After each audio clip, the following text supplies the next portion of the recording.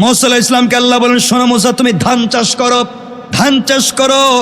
মূসা আলাইহিস সালাম কষ্ট করে এক খণ্ড জমিতে ধান চাষ করলেন। প্রথমে ঘাসগুলা ফেলে দিলেন, জমিতে হাল চাষ করলেন, এরপরে পানি দিলেন। জমি যখন উপযুক্ত হয়ে গেল, এই জমিতে পানি দিলেন। এক পর্যায়ে তিনি ধান চাষ করলেন। আস্তে আস্তে চারাগুলা বড় হতে লাগলো। এক পর্যায়ে মূসা আলাইহিস সালাতু ওয়াস সালাম পরিচর্যা করতে লাগলেন। এলাকাগুলাকে তিনি বাউন্ডারি করলেন, বেড়া দিলেন, যেন কোনো জিনিস ঢুকে তা নষ্ট করতে না পারে। এরপরে যখন ধানের চারাগুলা বড় হয়ে গেল, ধানের চারাগুলা কাটলেন, কেটে আনলেন, এনে তিনি খড়কুটাগুলা পুড়িয়ে দিলেন, আর ধানগুলাকে যত্ন করে গোলায় ভরে ফেলে দিলেন। আল্লাহ রব্বুল ইজ্জতুল জালাল মূসা আলাইহিস সালামকে বলছেন, মূসারে, রুদ্রে পুড়ে বৃষ্টিতে ভিজে এত পরিশ্রম করে ধানের গাছগুলা লাগাইলা, এগুলাকে তুমি কেন আগুন দিয়ে জ্বালাইয়া দিয়েছো জানতে চাই। মূসা আলাইহিস সালাম বলছেন, আল্লাহ তাআলা, ধানের গাছগুলো আমার উদ্দেশ্য ছিল না, উদ্দেশ্য ছিল ধান। আল্লাহু আকবার। ধানের গাছ আমার উদ্দেশ্য না, উদ্দেশ্য হচ্ছে ধান। আয় আল্লাহ, যেগুলা রত্ন হয়েছে যত্ন করে গোলায় ভরে দিয়েছি, যেগুলা আবর্জনা হয়ে গিয়েছে আগুন দিয়ে জ্বালিয়ে দিয়েছি। আল্লাহ বলেন, মূসা রে, আমি আল্লাহ তাআলা রমজান দিয়েছি, রমজান দিয়ে বান্দাকে রত্ন বানাতে চাই। যত্ন করে বানাইছি, যত্ন করে সৃষ্টি করছি। যারা রত্ন হয়ে যাবে রমজানের ইবাদত করে, তাদেরকে জান্নাত দিব। আর যারা আবর্জনা হয়ে যাবে, তাদেরকে খড়কুটার মতো জাহান্নামের আগুন দিয়ে জ্বালাইয়া দিব। কন্যা আউযুবিল্লাহ। কথা কি বুঝতে পেরেছেন? আমার কথা কি বোঝা যায়? এই জন্য এই রমজানে সময় শেষ হয়ে গেল, আমাদের মাহফিল দরকার আছে না নাই? আমার মুসলমান বন্ধুগণ, গভীর মনোযোগ। এই মিশর বিজয় করার জন্য আমর ইবনুল আসের রক্ত ঝরেছে, ঘাম ঝরেছে। দীর্ঘদিন পর্যন্ত অবরোধ করে যখন রাখলেন, ইহুদি খ্রিস্টানেরা দেখলো মুসলমানদেরকে মিশর থেকে বের করে দেওয়া যাবে না, মুসলমানদেরকে ওখান থেকে বের না করলেও আমরা মিশরকে আটকাতে পারবো না। এই জন্য তাদের বড় পাদ্রী, তাদের বড় নেতা মিশরের মুড়ে মুড়ে হযরত ঈসা আলাইহিস সালামের মূর্তি তারা বানিয়ে রেখে দিয়েছে। তারা সম্মিলিতভাবে, তাদের দেশের বড় পাদ্রী যে ছিল, সে ইচ্ছা করে ঈসা আলাইহিস সালামের নামে যে মূর্তি বানিয়েছে, ওই মূর্তির নাকটা কেটে ফেলে দিল, ভেঙে ফেলে দিল। সকালবেলা মিশরবাসী দেখতে পেল ঈসা নবীর মূর্তির নাক ভাঙ্গা। সবাই ঘোষণা করলো এই কাজ মুসলমানেরা করেছে। উত্তেজনা ছড়িয়ে পড়তে লাগলো। উত্তেজিত জাতি করবার জন্য এই কাজটা করা হয়েছে। আমার বন্ধুগণ, গোটা মিশরে বিদ্রোহ ছড়িয়ে পড়লো দাবানলের মতো। মুসলমানরা শেষ পর্যন্ত আমাদের নবীর নাক ভেঙে দিয়েছে। এই অন্যায় সহ্য করা যায় না। গোটা মিশরবাসী ঐক্যবদ্ধ হলো, মুসলমানদেরকে আঘাত করবে। তাদের বড় পাদ্রী দাঁড়াইয়া বলছে, শোনরে, মুসলমানদের সঙ্গে যুদ্ধ করে জয়লাভ করা যাবে না। ওরা যুদ্ধ করে বিজয় অর্জন করবার জন্য শুধু না, যুদ্ধ করে প্রমোশনের জন্য না, ওরা যুদ্ধ করে জীবন দিয়ে হলেও আল্লাহর জমিনে আল্লাহর দিন কায়েমের জন্য। কোন ঠিক না?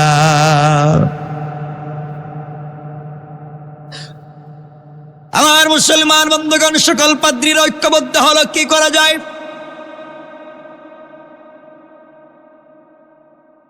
ওরা সিদ্ধান্ত নিল, আমরা মুসলমানদের কাছে যাব আর তাদেরকে বলবো, আমরা তোমাদের সঙ্গে যুদ্ধ চাই না, তোমাদের সঙ্গে মারামারি চাই না। আমরা চাই তোমরা যেইভাবে আমাদের নবীর মূর্তির নাক ভেঙ্গেছ, আমরা ওইভাবে তোমাদের নবী মুহাম্মদ ইবনে আব্দুল্লাহর একটা মূর্তি বানাবো। মূর্তি বানায়া তার নাকটা ভেঙ্গে দেব। এর মাধ্যমে আমরা আমাদের প্রতিশোধ নেব, তোমরা চলে যাবে। আমর ইবনুল আস দাঁড়িয়ে বললেন, নিমক হারাম, খবরদার, আমার নবীর মূর্তি বানাবে তা তো বহুত দূরের বিষয়, আর মূর্তি বানিয়ে মূর্তির নাক ভাঙবে তা তো আরো বহুত দূরের বিষয়। ইসলাম যা সাপোর্ট করে না, ইসলাম যা করতে বলে না, তোমরা যদি আমাদের নবীর মূর্তি বানাতে চাও, মিশরের একটা মানুষকেও জিন্দা রাখা যাবে না।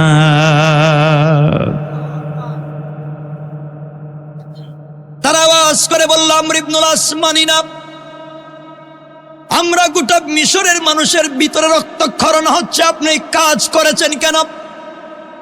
আপনি মুসলমানদেরকে দিয়ে গভীর রজনীতে অন্ধকারে আমাদের নবীর মূর্তির নাক ভেঙে দিয়েছেন। আমর ইবনুল আস বললেন, না না, আমরা সাম্প্রদায়িক দাঙ্গা সৃষ্টি করি না, আমরা অসাম্প্রদায়িক জাতি, আমাদের আল্লাহর চেতনা ও সাম্প্রদায়িক, আমাদের রাসূলের চেতনা ও সাম্প্রদায়িক নীতিকে বিশ্বাস করি। আমরা আমাদের দ্বীন প্রচার করি হিকমতের মাধ্যমে, কাউকে আঘাত করে, কাউকে ছোট করে, কারো ধর্মকে খাটো করে, কারো ধর্মের লিডারদেরকে আঘাত করে আমরা দ্বীন প্রচার করতে চাই না।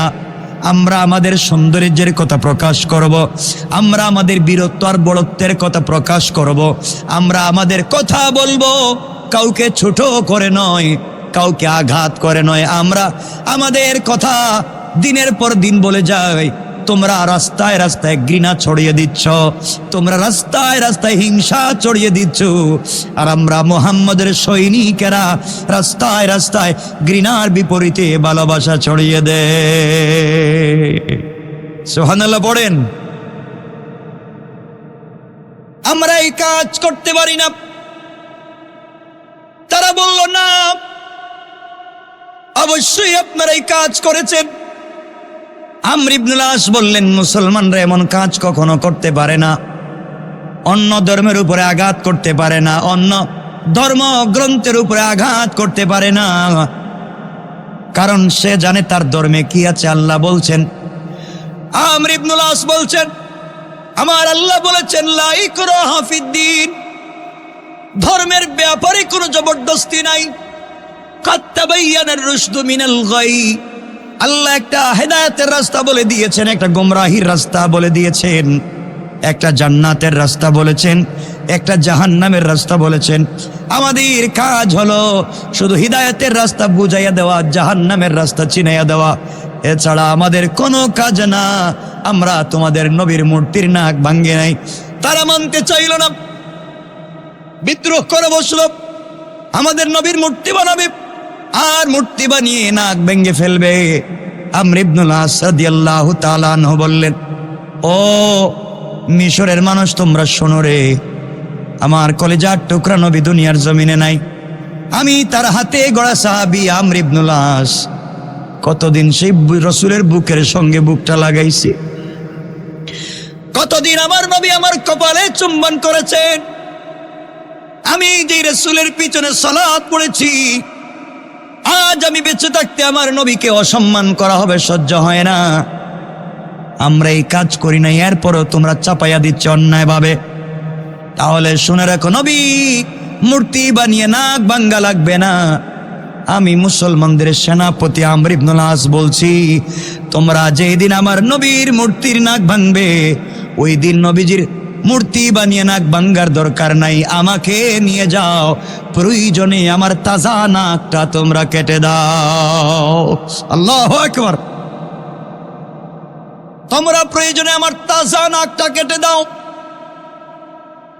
আমি আশিকের রাসূল প্রমাণ করতে চাই, কিয়ামতের দিনে আল্লাহর রাসূল আমাকে বলবেন, আমর ইবনুল আস রে, দুনিয়ার জমিনে তোমার নাক দেখে আসলাম, নাক কাটলা কেমনে? আমি বলবো, আল্লাহর পয়গম্বর বিশ্ব নবী, বেঁচে থাকতে আপনাকে আদর সোহাগ ভালোবাসা দিতে পারি নাই, আপনার ইন্তেকালের পরে আপনার ভালোবাসার প্রতি শ্রদ্ধা জানাতে পেরে আমি আমার নাকটা আপনার ভালোবাসায় কেটে দিয়েছি। আমার বিশ্বাস, আমার নবী আমাকে একা রেখে জান্নাতে যেতে পারেন না। আল্লাহু আকবার।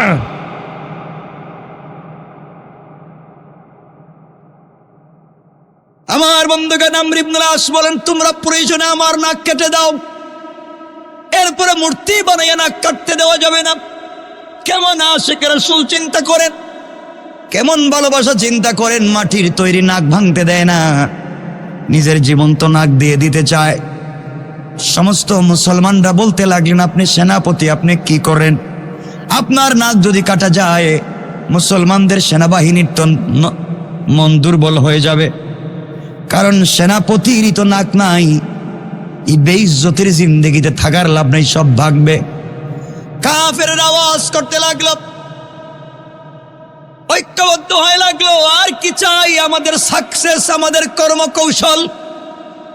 আমরা তো চাইছিলাম তাই, কারণ তাদের নবীর মূর্তি বানানো যাবে না, ওরা তাদের নবীকে কলিজার চাইতে বেশি ভালোবাসে। তারা তাদের নবীকে এত ভালোবাসে, নবীও নাই কিন্তু মূর্তি বানাতে দেয় না, নাক কাটতেও দিবে না, নিজের জীবন দিতে চায়, এত ভালোবাসা। আমার বিশ্বাস যখন তাদের সেনাপতির নাক কাটা যাবে আর কোনো কর্মীরা যুদ্ধে আসবে না। সমস্ত মিশরবাসী একত্রিত হয়ে গেল। আর আমর ইবনুল আস রাদিয়াল্লাহু তাআলা আনহু যেদিন নাক কাটার তারিখ, ওই দিন সকালবেলা ফজরের সালাতে সাজদায় পড়ে আল্লাহকে ডাক দিয়া বলছেন, আল্লাহ, আমি বিশ্ব নবীকে ভালোবাসার কোনো প্রতিদান দিতে পারি নাই, নবীর জন্য জীবনে কিছু করতে পারি নাই। আল্লাহ তাআলা, আজকের দিনে আমি আমার জীবন্ত নাকটা কাটাইয়া দিতে চলে যাই। আয় আল্লাহ, কিয়ামতের দিনে আমার নবী যেন আমাকে ভুলে না যায়। দুনিয়ার জমিনে আমি তাকে ভুলে যাই না, দুনিয়ার জমিনে তার ভালোবাসায় নিজের জীবন্ত নাক দিয়ে দেই, বিশ্ব নবী যেন কিয়ামতের দিন ভুলে না যায়। এই কথা বলে আমর ইবনুল আস যখন চলে যাচ্ছেন, মুসলমানদের সেনা ছাউনিতে কান্নার রোল পড়ে গিয়েছে। মদিনায় খবর পৌঁছে গিয়েছে, গোটা মদিনায় যেন কিয়ামত কায়েম হয়ে গিয়েছে। আরে রাসূলের কলিজার টুকরা সাহাবী আমর ইবনুল আস নিজের নাক কেটে দেয়। আশিক রাসূল প্রমাণ করেছে আমরা আশিক রাসূল হতে পারি নাই। আমর ইবনুল আস রাদিয়াল্লাহু তাআলা আনহু সকালবেলা ফজরের সালাত পড়ে আস্তে আস্তে করে তিনি যেতে লাগলেন। আমার বন্ধুগণ, যেতে যেতে কাফেরেরা যে জায়গায় মঞ্চ তৈরি করেছে ওই জায়গায় তিনি পৌঁছে গেলেন। স্টেজে তিনি উঠে গেলেন, তাকে শুয়াইয়া দেওয়া হলো, ছুরি নিয়ে নাকের সামনে ধরা হয়েছে, কেটে ফেলা হবে। সময়ের অপেক্ষা করা হচ্ছে, কখন জানেন জীবন্ত নাকটা কেটে দিবে। আমর ইবনুল আস মুস্কি মুস্কি হাসতে হাসতে বলছে, সাহাবীরা কান্না করো না, আমি জীবন্ত আশিক রাসূল প্রমাণ করতে চাই, যেই নবীজি দিনের জন্য নিজের দাঁত দান শহীদ করেছেন, মাথায় লোহার কড়া ঢুকিয়েছেন, হামজার মতো কলিজার টুকরা সাহাবীর কলিজা বের করে চাবাইয়া খাওয়া হয়েছে। আমি কেন এই দিনের জন্য, রাসূলের জন্য কিছু করতে পারবো না? তার নাকটা যখন কাটা হচ্ছে তিনি বলছেন, আমি যখন সিজদায় গিয়ে পড়ব সুবহান রাব্বিয়াল আলা, তোমরা আমার নাকে ছুরি লাগাইয়া টান দিবা। আমর ইবনুল আসের নাকে যখন ছুরি লাগাইয়া টান দেওয়া হবে, এমন সময় লক্ষ লক্ষ খ্রিস্টানদের মধ্য থেকে, ইহুদিদের মধ্য থেকে তাদের পাদ্রী দাঁড়াইয়া গিয়েছে আর বলছে, জল্লাদ তোমার ছুরি থামাও, 1 মিনিটের জন্য ছুরি থামাও। কথা বলে পাদ্রী স্টেজে উঠে গিয়েছে আর বলতে লাগলো, আমর ইবনুল আস এবং তার সঙ্গী সাথীরা, আমাদের ঈসা নবীর মূর্তির নাক ভাঙ্গে নাই, আমি তোমাদের শ্রেষ্ঠ বড় পাদ্রী, আমি নাকটা ভেঙেছিলাম 2টা কারণে। একটা হলো তোমাদেরকে উত্তেজিত করে মুসলমানদের বিরুদ্ধে যুদ্ধে লাগিয়ে দেওয়া, আর একটা হলো মুসলমানদের ঈমান পরীক্ষা করা, তারা কতটুকুন তাদের নবীকে ভালোবাসে। আরে আমি তোমাদের খ্রিস্টান পাদ্রী, আমি নিজের হাতে আমার নবীর নাক ভেঙেছি, আমার ভিতরে দরদ লাগে নাই, আর তারা তাদের নবীকে এত ভালোবাসে, নবীর নাকের জায়গায় নিজের নাক কাটাইয়া দিতে হাজির হয়ে যায়। এদের মতো ভালো মানুষ দুনিয়ার জমিনে আর হতে পারে না। সুতরাং আমর ইবনুল আসকে কাটা যাবে না, কাটা যাবে না। আমরা এই মুহূর্তে লক্ষ লক্ষ খ্রিস্টান দাঁড়াইয়া আমর ইবনুল আসের নাকের বিনিময়ে কালিমা পড়ে মুসলমান হয়ে গেল। আল্লাহু আকবার। লক্ষ লক্ষ খ্রিস্টান যুবক দাঁড়িয়ে গেলাম, আর ডাক দিয়ে বলল, মিশরে যুদ্ধ করার প্রয়োজন নাই, আমরা তোমাদের আদর্শ দেখি কালিমা পড়ে মুসলমান হয়ে গেলাম। এটার নাম হচ্ছে ইসলামের আদর্শ। কোনো মারামারি নাই, কাটাকাটি নাই। আমি যে কথা আপনাদেরকে বোঝাতে চাই, এই আমর ইবনুল আস রাদিয়াল্লাহু তাআলা আনহু এক সময় তিনি মিশরের গভর্নর হয়ে গেলেন। ইসলাম কায়েম হয়ে গেল, গোটা মিশরের দিন জিন্দা হয়ে গেল। মানুষ তাদের চরিত্র আর চেহারা দেখে কালিমা পড়ে মুসলমান হতে চায়। আমর ইবনুল আসের কাছাকাছি আসে, হারে এত বড় আশিকে রাসূল যে তাদের নবীকে এত ভালোবাসে, নিজের নাক পর্যন্ত কাটায়া দিতে চায়। মানুষ আসে, কালিমা পড়ে মুসলমান হয়ে যায়। এক পর্যায়ে এই আমর ইবনুল আস রাদিয়াল্লাহু তাআলা আনহু যখন মিশরের গভর্নর, আপনাদেরকে একদিকে বুঝালাম আল্লাহ যা বলছেন সত্য, কেমনে রসুলকে ভালোবাসতে হয়, কেমনে রসুলের প্রতি ভালোবাসার প্রকাশ ঘটাতে হয়। এখন আপনাদেরকে বুঝাবো ভালোবাসা প্রকাশের মাধ্যমে কেমনে জমিনে ইনসাফ কায়েম করতে হয়। আমার বন্ধুগণ, গভীর মনোযোগ।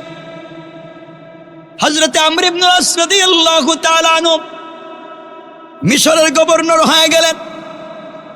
মাঝে মধ্যে মিশরের মধ্যে ঘোড়ার দৌড় হতো। গুড় দৌড়, কি দৌড়? ঘোড়ের দৌড় হয় না? ঘোড় দৌড় প্রতিযোগিতা হয় না?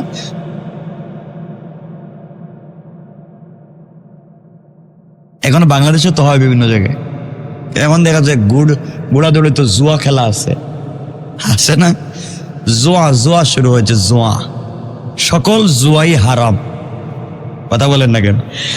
আচ্ছা, প্যাকেট দামি থাকলে হবে না। যেমন এই যে পাঞ্জাবি, দাড়ি, টুপি, এগুলার নাম ইসলাম? বলেন ইসলাম? না, কারণ দাড়ি টুপির ভিতরেও অনেক শয়তানি আছে। কথা বলেন না কেন? যেন আল্লাহ বলছেন লেবাসুত তাকওয়া, এটা পোশাক তাকওয়ার। তাকওয়া নয়, তাকওয়া হা হুনা, আর তাকওয়া হা হুনা, আর তাকওয়া হা হুনা। রসুল বলছেন তাকওয়া এখানে, তাকওয়া এখানে, তাকওয়া এখানে। রসুল বলছেন ঈমান তো দিলে। ঠিক কিনা বলেন? তো আজকাল যাক, এগুলা অলম্বা হয়ে যাবে। 9টা হয়ে গেছে গা। আপনাদের তো কষ্ট হয়ে যেতেছে দেখতেছি। আপনাদের তো হবে না, আপনারা তো হ্যাঁ, কোনো কাজ কাম নাই তো আর না আমার বন্ধুগান, যে কথা বলতে চাই, তো মাঝে মধ্যে মিশরে ঘোড়ার প্রতিযোগিতা হতো, ঘোড় দৌড়ের প্রতিযোগিতা হতো।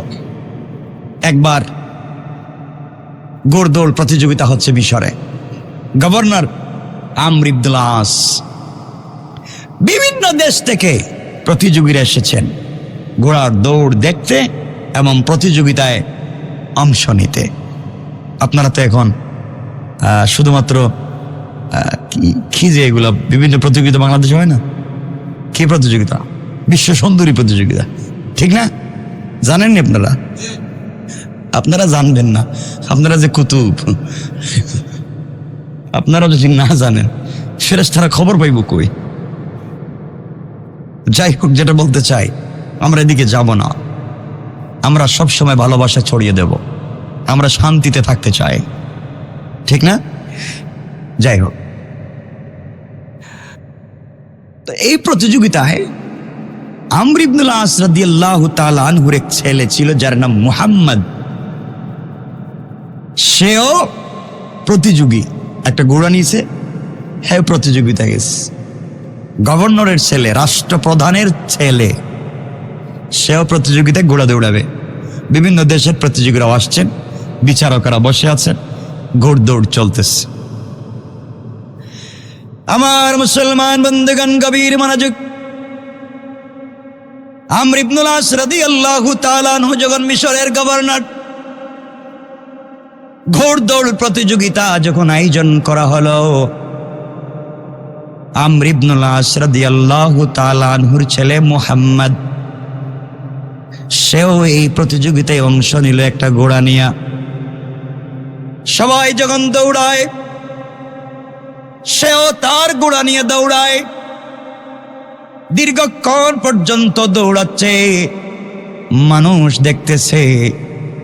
আমাদের গভর্নর, আমাদের রাষ্ট্রপ্রধানের ছেলেও ঘোড়া দৌড়ায়। বিভিন্ন মানুষও তাদের ঘোড়া নিয়ে আসছে, তারাও প্রতিযোগিতার নাম দিয়ে ঘোড়া দৌড়ায়, কারণ ফার্স্ট হলে বিশাল বড় পুরস্কার আছে। দৌড়াতে দৌড়াতে দীর্ঘক্ষণ দৌড়ানোর পরে আমর ইবনুল আস রাদিয়াল্লাহু তাআলা আনহুর ছেলে মুহাম্মদ দেখতে পাইল সে ফার্স্ট হয়ে যাওয়ার কাছাকাছি। তার সামনে মাত্র আছে একটা ঘোড়া, সবগুলা ঘোড়া তার পিছনে। কয়টা ঘোড়া সামনে? একটা ঘোড়া সামনে, তাও যেই ছেলের ঘোড়া তার সামনে। ছেলেটা গরিব, ছেলেটা হাবশি, ছেলেটা কালো, নিগ্রো, ইথিওপিয়ার মতো বাড়ি, কালো মানুষ, গরিব মানুষ। সেও প্রতিযোগিতায় এসেছে, সেও তার ঘোড়া দৌড়াচ্ছে। আমর ইবনুল আসের ছেলে মুহাম্মদ দেখেন সবগুলা ঘোড়া পিছনে, কোনোটাই তো তাকে পাল্লা দিয়ে তার আগে যাইতে পারে নাই। একটা মাত্র ঘোড়া, এই হাবশি, এই কালো গরিব ছেলের ঘোড়া তার সামনে। আমি গভর্নরের ছেলে, এক নাম্বার না হতে পারে, ইজ্জত থাকবে না। এই জন্যে তিনি ঘোড়া দৌড়াচ্ছেন, কেমনে তাকে পিছনে ফেলে দেওয়া যায়, নিজের সামনে যাওয়া যায়। আর যদি আমাদের দেশে এমন কোনো কাজ হইতো, আর এমন কোনো বড় নেতার কোনো ছেলে সামনে যাইতো, আর এর সামনে যদি অন্য কেউ থাকতো, তাহলে ক্রস ফায়ার করে দিত। কথা বলেন না কেন? কত সাহস তো তোর কম না, আইলি কেমনে গানে? আমার মুসলমান বন্ধুগণ, আমর ইবনুল আস রাদিয়াল্লাহু তাআলা আনহুর ছেলে চিন্তা করলেন, আমি গভর্নরের ছেলে, আমার সামনে একটা কালো ছেলের ঘোড়া দৌড়বে, আমার ইজ্জত, আমার বাবার ইজ্জত কিছুই তো থাকে না। দৌড়াচ্ছেন দৌড়াচ্ছেন, কিছুতেই তাকে পিছনে ফেলে দেওয়া যায় না। ছেলেটা কালো, ছেলেটা গরিব হতে পারে, কিন্তু ঘোড়া দৌড়ানোর মধ্যে বড় পারঙ্গম, তার সঙ্গে পারা যায় না। 8-10 চক্কর হয়ে গেল, কোনোভাবে এই পিচ্চিকে পিছনে ফেলে দেওয়া যায় না। মাত্র আর 10 থেকে 18 কদম সামনে জায়গা বাকি। 10 থেকে 18 কদম সামনে যেই যাবে সেই এক নাম্বার হবে। আমর ইবনুল আসের ছেলে মুহাম্মদ যখন দেখেছে আর কোনো পথ নাই, এখন ও এক নাম্বার হয়ে যাবে, আমি কেমনে চেহারা দেখাই সমাজে, আমার বাবার স্ট্যাটাস, আমার ইজ্জত, আমার কোয়ালিটি, এই জন্য আস্তে করে নিজের শরীরের মধ্যে বেঁধে রাখা ছিল একটা চাবুক, ওই চাবুক বের করে আস্তে করে সামনে যে ঘোড়ার পিঠে কালো বাচ্চা গরিবের ছেলে ঘোড়া দৌড়ায়, আস্তে করে তার পিঠে আঘাত করেছে। পিছন দিকে তাকাইয়া পিছনে পড়ে গিয়েছে, ঘোড়ার থেকে নেমে পড়ে গিয়েছে। যখন আমর ইবনুল আসের ছেলে চাবুক দিয়ে আঘাত করেছে, চাবুক দিয়ে আঘাত করার কারণে সামনের বাচ্চাটা, এই গরিব ছেলেটা, কালো ছেলেটা ঘোড়ার থেকে হুচটকে পড়ে গেল। মালিক যখন পড়ে যায়, ঘোড়া তো আর ওদিকে দৌড়ায় না। এই সুযোগে আমর ইবনুল আসের ছেলে দৌড়ে সামনে চলে গেলেন, ফার্স্ট হয়ে গেলেন। কিন্তু ঘটনা কি ঠিক আছে? কাজ কি ঠিক আছে? আপনারা হইলে কদিন ঠিক আছে, বহুত কাজ তো আমরা এইভাবে কইরা অভ্যাস আছে। হ্যাঁ, আমরা একাই 100 ভোট দেই, আল্লাহ জানে দেননি, আপনারা কি জানে দেননি, দেখে এগুলা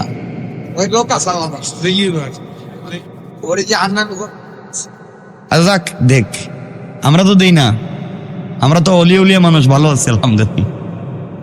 ঠিক আছে আমার বন্ধুগণ, কথা লম্বা করা যাবে না। এক পর্যায়ে আমর ইবনুল আসের ছেলে এক নাম্বার হয়ে গেলেন। বিচারকেরা চুকে দেখতেছেন, এই লোকটা তো এক নাম্বার হওয়ার কথা না, যেই ছেলেকে নিচে ফেলে দিয়েছে সে তো 1 নাম্বার হওয়ার কথা, কিন্তু আমাদের চোখের সামনে তো সে সামনে এসেছে। আবার প্রধান আমাদের গভর্নরের ছেলে, বাদশার ছেলে, তারে যদি 1 নাম্বার না দেই চাকরিও তো যাইতে পারে। কথা বলেন না কেন? সম্ভাবনা আসেনি? চাকরিও তো থাকবে না। দেখেন না, বহুত লোকের সার্টিফিকেট আছে, MBBS, FCPS, FRCS এর সার্টিফিকেট আছে, তার সরকারি মেডিকেলে কলেজে চাকরি হয় না। আরেক বেচারা হাতুড়ে ডাক্তার 7ও পরীক্ষা দেয় নাই, MBBS। ঠিক কিনা বলেন? আছে না নাই? 7ও ফেল, MBBS ডাক্তার অপারেশন করে। এই ঘটনা আমরা শুনছেননি আপনারা? এমনও ডাক্তার আছে অপারেশন করে রোগীর পেটের ভিতরে কাঞ্চি রেখে দিছে, কেসি। আচ্ছা, এগুলা কি মানুষ নাকি? তা চিন্তা করতেছেন? এক অপারেশন 3 বার করে রোগীর যখন ব্লাড যাওয়া শুরু করে, কয় আরেক সমস্যা আরেকবার লাগবে, মানে ও বাঁচার কোনো পদ্ধতি নেই। যাই হোক, আমর ইবনুল আস রাদিয়াল্লাহু তাআলা আনহুর ছেলেকে সবাই চিন্তা করলো, গভর্নরের ছেলে যদি 1 নাম্বার না বানাই তাইলে তো চাকরি যাইতে পারে। এই জন্য 1 নাম্বার ঘোষণা করে দিলেন। বিচারা করো, চিন্তা করলেন কিন্তু কাজটা ঠিক করলাম না, কিন্তু দেওয়া লাগবে। বাদশার ছেলেও আবার আসছে তো আমাদের সামনে ঘোড়া দৌড়াইয়া, 1 নাম্বার পুরস্কার দিয়ে দিলেন। এই গরিব ছেলে চিন্তা করলো, মাটি থেকে কষ্ট করে উঠছে, চিন্তা করলো বিচার কার কাছে দিব? আমি তো 1 নাম্বার হওয়ার কথা, আমাকে তো পিটাইয়া পিছনে ফেলে দিল। বিচার কার কাছে দিব? যে বিচারকের কাছে দিব তারাই তো এর পক্ষে রায় দিছে। আর এই দেশের গভর্নর আমর ইবনুল আস, তার কাছে বিচার দিই বা কি লাভ হবে? কারণ তার ছেলেই তো 1 নাম্বার হয়েছে। এই কালো ছেলেটা চিন্তা করলো, গরিব হতে পারি, আদর্শ বিক্রি করতে পারবো না, আমি এই দেশের গভর্নর আমর ইবনুল আসের কাছে বিচার দিব না, আমি কষ্ট করে চলে যাব মদিনায়। এখনো মদিনায় রাসূলের কলিজার টুকরা সাহাবী খলিফাতুল মুসলিমিন আমিরুল মুমিনিন ওমর জিন্দা, আমি সরাসরি তার দরবারে বিচার দিতে চাই। আল্লাহু আকবার বলেন। জায়গা মতো, এই জায়গা বড় গরম জিনিস।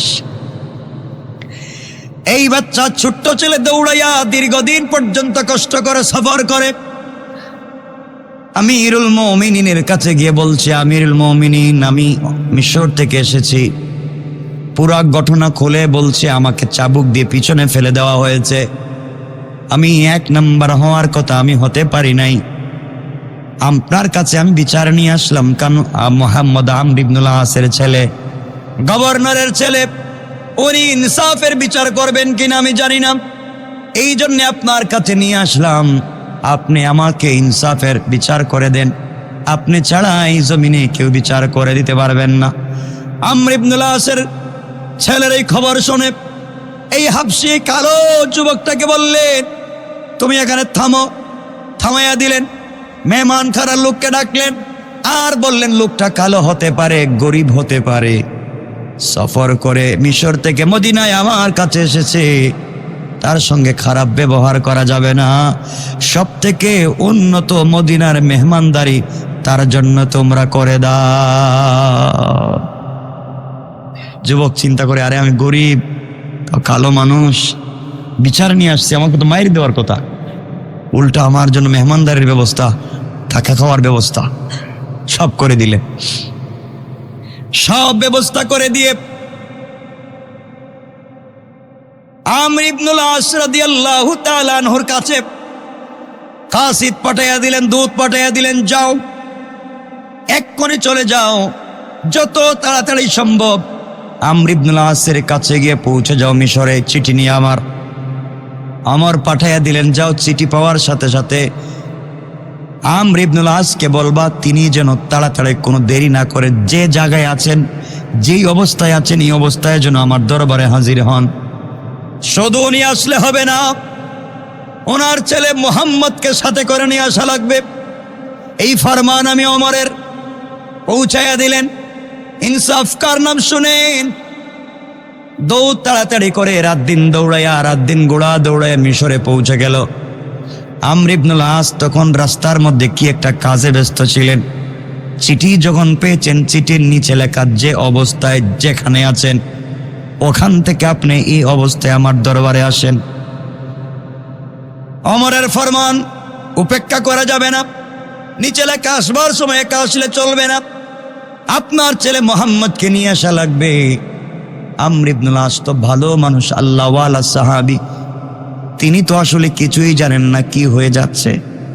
তিনি তো আসলে কিছুই জানেনও না, বুঝতেও পারেন নাই। সন্তানকে ডাকলেন, বললেন বাবা চলো মদিনার দিকে যাই, ওমরের দরবারে যাওয়া লাগবে। সন্তান তো মনে মনে কি করছে তার জানা আসেনি। কেন হঠাৎ করে ওমর ডাকবেন আপনাকে, তাও আমাকে সাথে? খুব তাড়াতাড়ি যত দিনের ভিতরে সম্ভব বাবা ছেলে মদিনায় পৌঁছে গেলেন। ওমরে ফারুক রাদিয়াল্লাহু তাআলা আনহু ফজরের সালাত পড়ে তিনি বসে গেলেন বিচার কার্য সম্পাদনের জন্য। দাঁড়িয়েই বললেন, হাবশি কালো লোকটাকে ডাক দাও, এই গোলামটাকে ডাক দাও। বাচ্চাটাকে ডেকে আনা হলো। এই বাচ্চার চেহারা দেখার পরে মিশরের গভর্নর আমর ইবনুল আসের ছেলে মোহাম্মদ বুঝতে আর দেরি নেই, আমি যে 2 নম্বরই করছি এখন মজা বোঝা লাগবে। কেন ওমর তো কাউকে ছাড় দিবে না। বাবার কাছে ঘটনা বলি নাই। ওমর বলছেন, যুবকটা তুমি আসামির কাঠগড়ায় দাঁড়াও। কালো যুবকটাকে আসামির কাঠগড়ায় দাঁড় করাইয়া দিলেন। এবার বলছেন, আমর ইবনুল আস আপনি গভর্নর, আপনি খলিফা, আপনি মিশরের গভর্নর, আপনি আল্লাহর রাসূলের প্রিয় সাহাবী। আল্লাহর রাসূল আপনার জন্য অনেক দোয়া করেছেন, আমি নিজের কানে শুনেছি। কিন্তু আমি ওমর ইনসাফ কায়েম করা লাগবে, আপনার প্রতি মানবিকতা দেখালে চলবে না। আপনিও দাঁড়ান। আপনার বয়স আমার বয়স কম না, সমান সমান, হয়তো বেশ কম। আপনি দাঁড়ান। আমর ইবনুল আস দাঁড়িয়ে গেলেন। ওমর বলছেন, আপনি আসামির কাঠগড়ায় দাঁড়ান। ও আমর ইবনুল আস, আপনার রক্ত আর ঘামে মিশর বিজয় করেছেন, কিন্তু আমার কিছু করার নাই, আপনি আসামির কাঠগড়ায় দাঁড়ান। আমর ইবনুল আসকেও কাঠগড়ায় দাঁড় করিয়ে দিয়েছেন। মোহাম্মদকে বলছেন, তুমিও দাঁড়াও, তুমিও কাঠগড়ায় দাঁড়াও। আসামির বাপ ছেলে আসামির কাঠগড়ায় ওমরের দরবারে। আমর ইবনুল আস কিছুই বুঝে উঠতে পারতেছেন না কি হচ্ছে, কিন্তু কথা বলার সুযোগ নাই। আমার বন্ধুগণ, এবার ওমর বললেন, যুবক তুমি বলো কি হয়েছে। যুবক ডেকে ডেকে বলছে, খলিফাতুল মুসলিমিন, আমিরুল মুমিনিন, কয়েকদিন আগে মিশরের মধ্যে ঘোড়ার প্রতিযোগিতা হয়েছে দৌড়ের, আমি ওই প্রতিযোগিতায় গিয়েছিলাম। আমর ইবনুল আসের ছেলে মোহাম্মদও ছিল।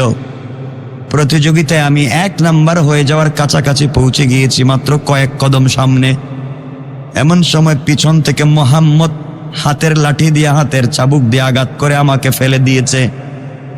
সে সামনে গিয়েছে, এই জন্য তাকে 1 নাম্বার পুরস্কার দেওয়া হয়েছে। আমার সঙ্গে এত বড় অন্যায় কেন করা হয়েছে, এই বিচার আপনার কাছে আমি দিলাম। এবার ওমর দাঁড়িয়ে বলেন, মোহাম্মদ তুমি বলো ঘটনা কি। মোহাম্মদ ডাক দিয়ে বলছে, খলিফাতুল মুসলিমিন ওমর, আপনার কাছে গোপন করার কোনো সুযোগই নাই। এই যুবক যা বলছে সব সত্য বলেছে, মিথ্যা বলে নাই। ওই সময় আমর ইবনুল আস জানতে পারলেন তার ছেলে কত বড় অন্যায় করেছে। হযরত ওমর বললেন, তুমি যখন স্বীকার করেছ ইনসাফ কায়েম করা লাগবে, সে গরিব হতে পারে, কালো হতে পারে, তুমি গভর্নরের ছেলে হতে পারো, তাই বলে যে আমি তোমাকে ছেড়ে দেব এমন ভাববার কোনো সুযোগ নাই। আমার আদালতে, ইসলামের আদালতে কে গরিব, কে ধনী, কে ছোট লোক, কে বড় লোক কিচ্ছু নাই। ইসলামের আদালতে সকলেই সমান। আল্লাহু আকবার। আমার বললেন যাও, একজনকে বললেন যাও কারাগারের ভিতরে ঢুকো, ওখানে গিয়া দেখবা বিষাক্ত একটা চাবুক আছে, চাবুক নিয়ে আসো। চাবুক আনলেন আর বললেন, তুমি 2টা অন্যায় করেছ। 1 নাম্বার, তার সঙ্গে অন্যায় করে তুমি বেত্রাঘাত করে তাকে পিছনে ফেলে দিয়েছ। 2 নম্বর, তুমি রং লাইন থেকে হারাম লাইনে পুরস্কার জিতেছ। দুটোটা তোমার জন্য অন্যায় হয়েছে। তুমি একটা বেত্রাঘাত তাকে করেছ, আর আমি ঘোষণা দিলাম তোমাকে 100 বেত্রাঘাত করা লাগবে। আমর ইবনুল আসের দিকে তাকায়া বললেন, বাইরে তোমাকে আমি চিনি, তুমিও আমাকে চিনো। তুমি জানো এই রাষ্ট্র চলে কোরআন দিয়া, এই রাষ্ট্রের খলিফা আমি ওমর, যার রাসূলের হাতে সাহাবী। আমি অন্যায় করতে পারি না, ছেড়ে দিতেও পারি না। এই হাবশি গোলাম গরিবের কাছে চাবুক উঠাইয়া দিলেন আর বললেন, দেন নাও, তোমাকে যেইভাবে সে আঘাত করেছে তুমিও তাকে আঘাত করো। আমর ইবনুল আসের ছেলে তো কান্না শুরু করে দিয়েছে, কাজ হবে না। ইনসাফ কার নাম, ইনসাফ কার নাম। আমার বন্ধুগণ, চাবুক দিয়ে বাচ্চাটা আঘাত করেছে। আঘাত করার সাথে সাথে আমর ইবনুল আসের ছেলে মোহাম্মদ চিৎকার দিয়ে জমিনে গড়িয়ে পড়েছে। ওমর বললেন, চাবুকটা আমাকে দাও। তোমাকে একটা মেরেছে, তুমিও তাকে একটা মেরেছ, বাকি 100 বেত্রাঘাত আমি নিজে করব, আমি নিজে আদায় করব। কিয়ামতের দিনে আল্লাহর কাঠগড়ায় আসামি হতে চাই না, বেইনসাফের বিচার করে কিয়ামতের দিন আসামি হতে চাই না। হযরতে আমর ইবনুল আস তাকিয়ে দেখেন একটা বেত্রাঘাত, একটা আঘাতের পরে ছেলে অজ্ঞান হয়ে গেছে। আমর ইবনুল আস রাদিয়াল্লাহু তাআলা আনহু ওমরকে বললেন, খলিফাতুল মুসলিমিন ওমর, আমার ছেলে অপরাধ করেছে আমার ঠিকমতো শিক্ষা না থাকবার কারণে, সুতরাং ছেলেকে একটা আঘাতের পরে অজ্ঞান হয়ে পড়ে গেছে, আরো 1-2টা আঘাত করলে তো বাঁচবে না। আপনি আমার ছেলেকে আঘাত না করে বাকি 100 বেত্রাঘাত আপনি আমার পিঠে আদায় করে দেন। আল্লাহু আকবার! কেমন ইনসাফ চিন্তা করেন। ও খলিফাতুল মুসলিমিন, বাকি 100 বেত্রাঘাত আপনি আমার পিঠে করেন, এরপরেও আমার ছেলেটাকে ছেড়ে দেন, ও তো বাঁচবে না, মরে যাবে। খলিফাতুল মুসলিমিন বলেন, আমর ইবনুল আস, যে অন্যায় করেছে তাকেই শাস্তি পাওয়া লাগবে, আমি শুধু শুধু কেন তোমাকে শাস্তি দিতে যাব। আমর ইবনুল আস দেখলেন সন্তানকে বাঁচানো যাবে না, অজ্ঞান হয়ে একটা আঘাতে জ্ঞান ফিরে না, চোখের পানি ছেড়ে দিলেন। হারে, আজকে যদি আমি নিজে জানতে পারতাম ওমরের দরবারে আসা লাগতো না, ইনসাফের বিচার তো আমি নিজেই কায়েম করতে পারতাম। কেন আমার ছেলে অন্যায় করলো আর আজকে আমি দুনিয়া আসামি? কিয়ামতের দিনে আল্লাহর রাসূলের সামনে কেমনে চেহারা দেখাবো? এই জন্য চোখের পানি ছেড়ে কাঁদতেছেন, রাসূলের রওজা মুবারক জিয়ারত করে কান্না করেন। যুবকের জ্ঞান ফিরে না। এমন সময়ে এই গরিব অসহায় এই কালো ছেলে দাঁড়িয়ে বলছে, খলিফাতুল মুসলিমিন আমিরুল মুমিনিন হযরত ওমর, যুবক আমাকে একটা আঘাত করেছে, আমিও তাকে একটা আঘাত করেছি, একটা আঘাতের পরে সে উঠতে পারে না। চিন্তা করেন আমি কত ব্যথা পেয়েছি। ওমর বললেন, ঠিক আছে, আমি বুঝতে পেরেছি, তুমিও ব্যথা পেয়েছো, তাকে ব্যথা দিয়েছো, আমি 100 বেত্রাঘাত এখন করব। যুবক দাঁড়িয়ে বলছে, আমি তার মতো না, এই মুহূর্তে আমি তাকে ক্ষমা করে দিলাম, আমি মুহাম্মদকে ক্ষমা করে দিলাম, আপনিও ক্ষমা করে দেন। হযরতে ওমর দাঁড়িয়ে গেলেন, যুবকটাকে জড়াইয়া কপালে চুম্বন করে বললেন, বাবারে, তুমি আমাকে বাঁচাইলে, তুমি যদি আজকে তাকে ক্ষমা না করতে, আমি ওমরের হাত থেকে আমার সন্তান পর্যন্ত বাঁচতে পারে নাই, আর আমি আমর ইবনুল আসের ছেলেকে 100 বেত্রাঘাত না দিয়া ছেড়ে দিতাম না। আল্লাহু আকবার বলেন। এই জন্য আল্লাহ রাব্বুল ইজ্জত ওয়াল জালাল বললেন, দুনিয়ার জমিনে যারা আল্লাহর রাসূলকে মানবে, আল্লাহকে মানবে, দুনিয়ায় ইনসাফ কায়েম করবে, আল্লাহ রাব্বুল ইজ্জত ওয়াল জালাল বলেছেন, গোলাম রে, ইন্তেকাল করতে দেরি হবে, আমার তো এই জান্নাতে আসতে দেরি হবে না। সুবহানাল্লাহ পড়েন। আল্লাহ আমাদের সবাইকে কবুল করুক। সবাই পড়েন আমিন। অনেক হয়েছে, হয় নাই? বহুত হয়েছে।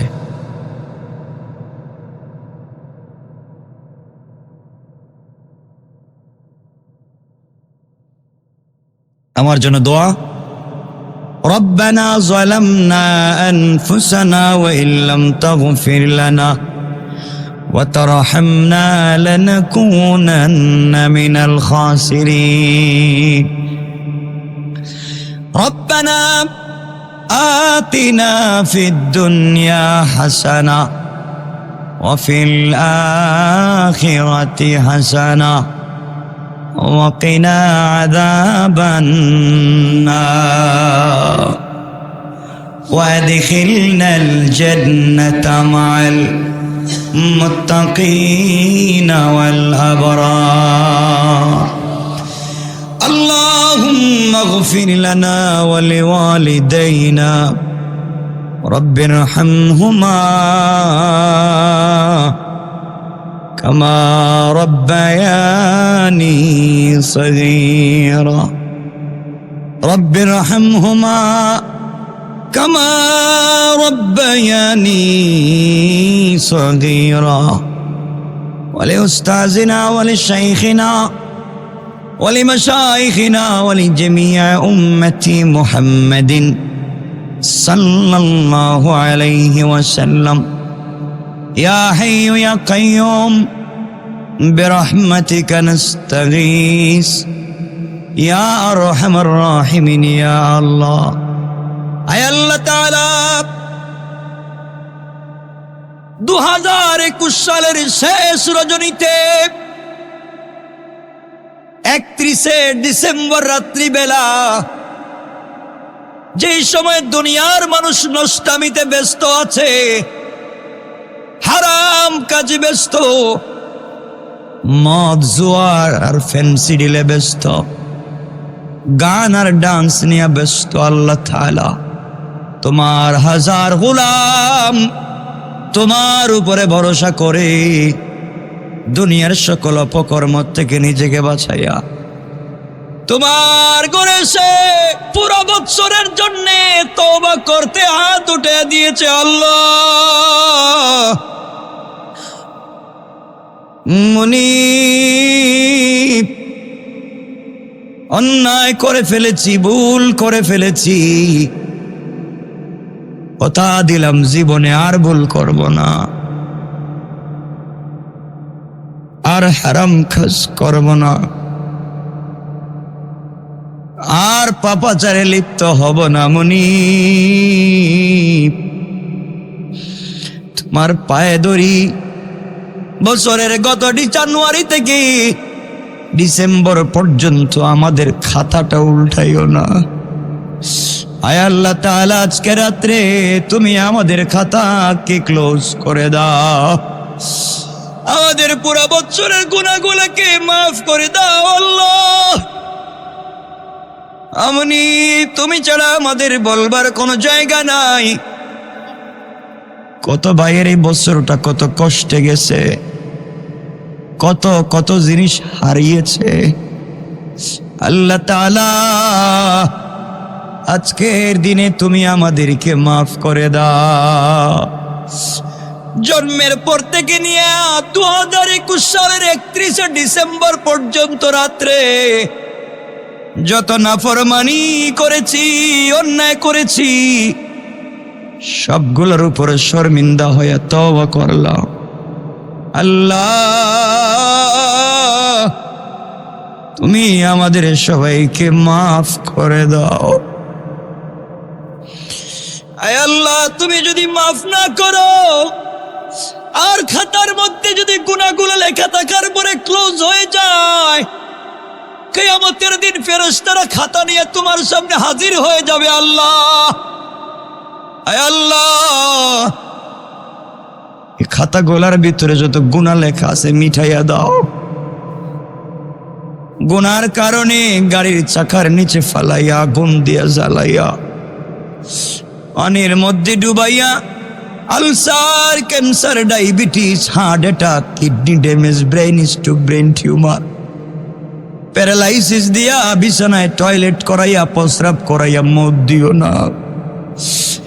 ইন্তেকালের সময় যদি চলে আসে, পবিত্র রমাদানুল মুবারকের তাহাজ্জুদের সিজদায় জুমার দিনের কোরআন তিলাওয়াতের হালতে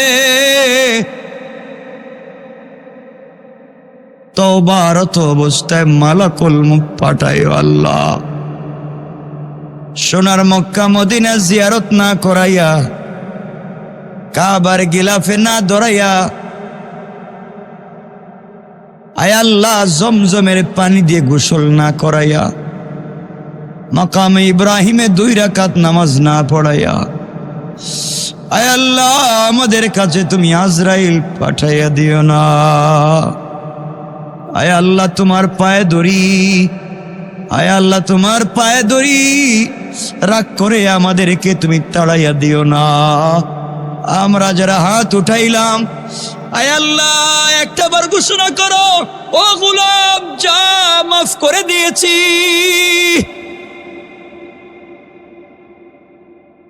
আয় আল্লাহ তুমি ছাড়া কারো কাছে বলবার কোনো জায়গা নাই। আল্লাহ তাআলা আজকের রাত্রে মাফ করে দাও। আয় আল্লাহ আগামী দিন থেকে যে বছর শুরু হবে আল্লাহ রহমত বরকত মাগফিরাত আমাদেরকে দিয়া দাও। আমাদের হায়াতে বরকত দিও আল্লাহ, আমাদের রিজিকে বরকত দিও আল্লাহ, পরিবারের অশান্তি দূর করে দিও আল্লাহ। মানুষ শয়তান জিন শয়তানের তামাম ওয়াসওয়াসা ফিতনা থেকে আমাদেরকে বাঁচাইও আল্লাহ। ইয়া আল্লাহ তুমি আমাদেরকে ফিতনা থেকে বাঁচাইও আল্লাহ। অমানুষ, আয় আল্লাহ তাআলা এই মানুষগুলার দিকে একটাবার তুমি তাকাও। আয় আল্লাহ মানুষগুলার দিকে একটাবার তাকাও। ইয়া আল্লাহ আমাদের দিকে একটাবার রহমতের নজর দিয়ে তাকাও। ইয়া আল্লাহ কথা দিলাম আর কোনোদিন অন্যায় পথে যাব না। আমাদেরকে মানুষের দরওয়াজার গোলাম বানাইও না, মানুষ দিয়ে বেইজ্জত করাইও না, হামলা মামলায় ফেলে দিয়া, মানুষের ষড়যন্ত্রে ফেলে দিয়া কষ্ট দিও না। অমনি আমাদের বাচ্চাদেরকে আলিম হাফেজ মুজাদ্দিদে জামান বানাও। আমাদের সবাইকে জান্নাতওয়ালা গোলাম হিসাবে কবুল করে নাও। আয় আল্লাহ আগামী বছর ভরপুর কামিয়াবি দিও আল্লাহ। আমাদের দিলের মাকসাদ গুলাকে পুরা করে দিও আল্লাহ। যত বিপদ আপদ আছে সব তুমি কাটাইয়া দিও আল্লাহ। অমানুষ একটাবার আল্লাহর কাছে বলো, একটাবার আল্লাহর কাছে বলো রে ভাই আল্লাহ।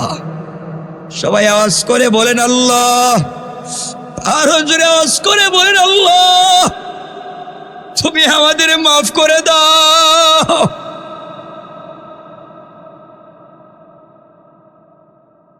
রব্বির হামহুমা কামা রব্বায়ানি সগীরা।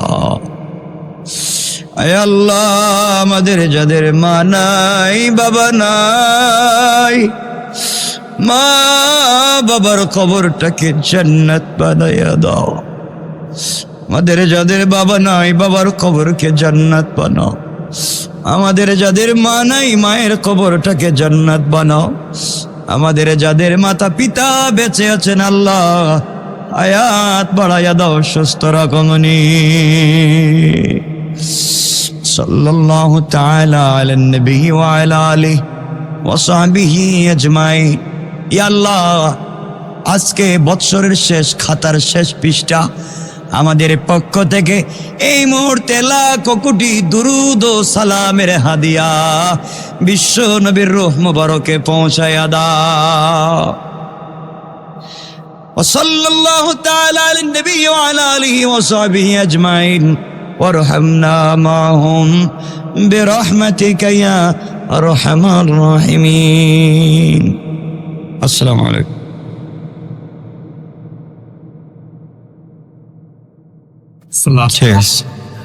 হুজুর এই ইউটিউবের মাধ্যমে বড় বসে বসে দেখতে পারি। ঠিক আছে, না করবো কেন আমি? ঠিক আছে ঠিক আছে ঠিক আছে।